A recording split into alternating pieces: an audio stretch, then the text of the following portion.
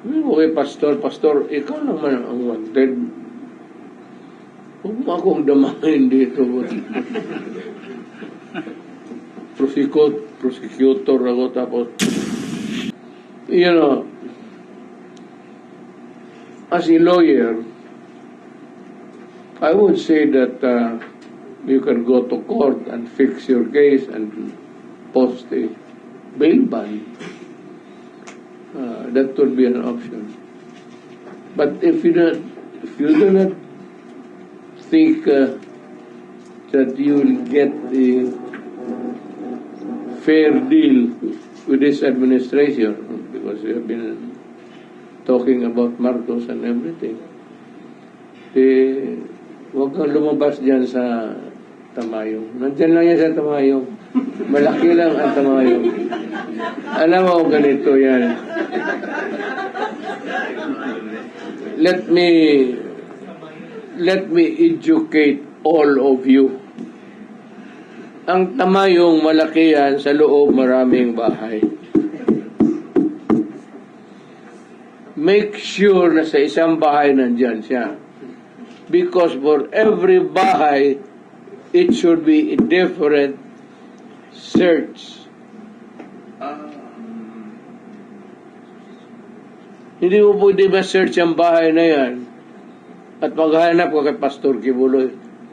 You would have to get another writ. Iba-iba yan. Marami ang bahay na yan. So, mag-ikot siya dyan, maghabulan kayo. By the time na matapos na napagod ka na, you will become a member of the Jesus Christ. The kingdom of Jesus Christ.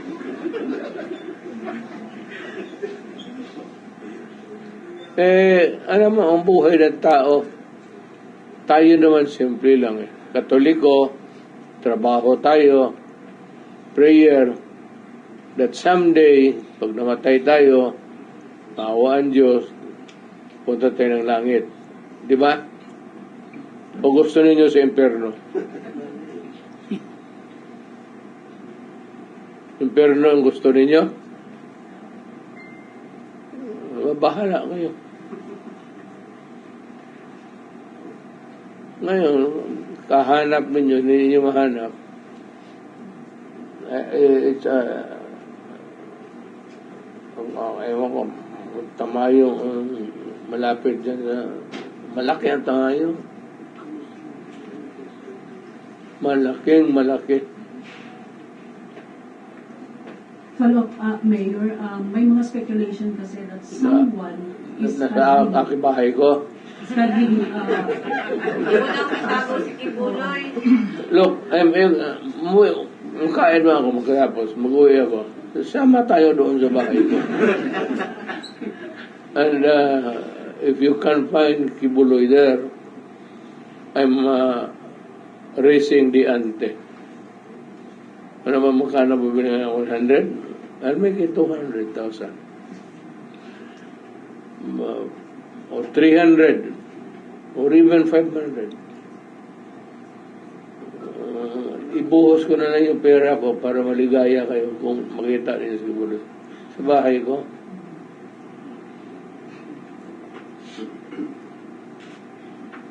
Okay, pastor, ikaw naman ang wanted. Huwag mo akong damahin dito. Prosecutor ako, tapos you were designated mayor as administrator of Pastor Kibuloy's properties. Is this true? Nalipat ko na sa lahat ko. Sa pangalan mo, gusto ka? Ano gusto yung parte dyan na ano? Bigyan kita. So, totoo yun, Mayor? Administrator, in the sense that when he is not around, ngayon, probably in hiding, so somebody has to oversee the management of the kingdom, to preserve the kingdom. not to go into waste. Sayang, nandyan na yan. Kingdom of God yan. Bakit mo yan? Clarification lang, Mayor. The properties in the church also. As a matter of fact, may tulugan ako dyan sa Kingdom. Sa likod ng parang kapilya nila. May kwarto ako doon. Gusto kang pumunta doon ngayon. Kasama lang kailangan ko. Babae. Thank you, Lord. Alan, nakaipautala pa? Okay. Loob lang sa giwan ni Ma'am Ruth. But, Mayor, are you also convinced na possible itong sinasabi ni Pastor na may extraordinary rendition na mangyari kapag kasi magpagkita?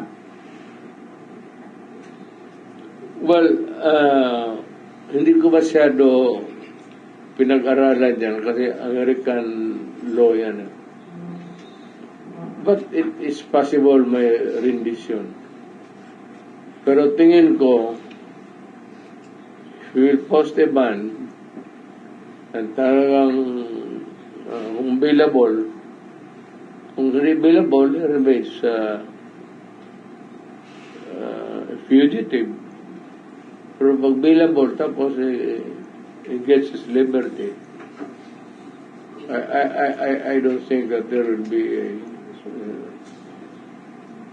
at sabi ko naman sa kanya, huwag ka maniwala niyang rendition ng Amerika. At kung meron lang, tawagan mo ako. So you'll advise him to come to the open? Again? You advise him to surrender, if that is so. You would advise him to surrender, if that is so, na wala rendition na mangyari. Wala ako kasi pastor naman, edukado na tao. Alam naman niya na ano. Hindi kami nag-istorya ng buhay niya. About arrest and everything. Kung anong gusto niya sa buhay niya, di okay lang. Ngayon, tanongin ninyo ako, saan si pastor?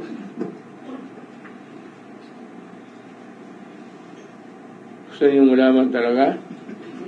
Yes.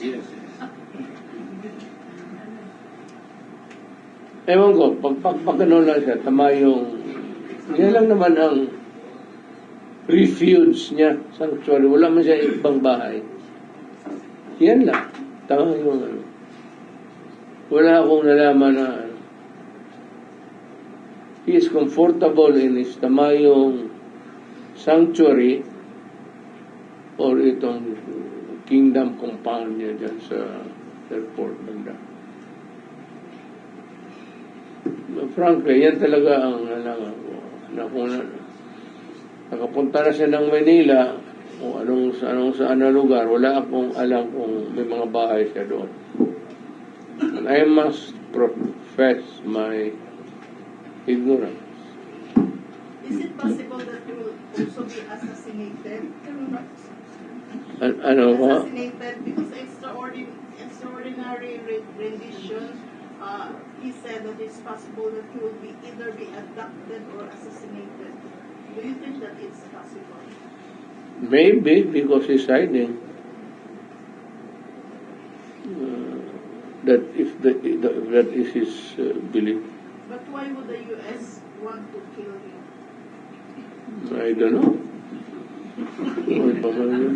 Thank you, Jermelina. Last two questions na Mayor from Sheila Lisondra of the XRP and then Maya Mayor, Padrillo. when was the last time you talked with the pastor? Again, When was the last time you talked with pastor? kanina.